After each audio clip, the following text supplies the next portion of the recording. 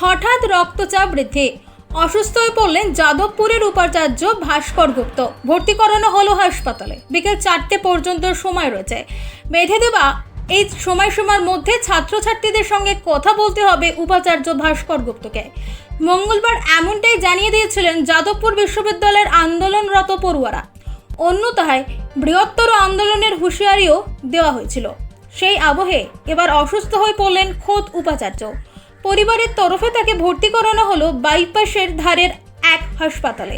উপাচার্যের পরিবারের তরফে জানানো হয়েছে, শনিবারের পর থেকেই অসুস্থ হয়ে পড়েছিলেন ভাস্কর। সকালে তার রক্তচাপের মাত্রা অতিরিক্ত বেড়ে যায়।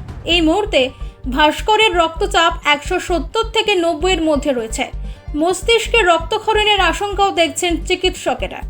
ওষুধে কোনো কাজ না হওয়ায় শেষমেশ তাকে হাসপাতালে ভর্তি করানো হয়েছে।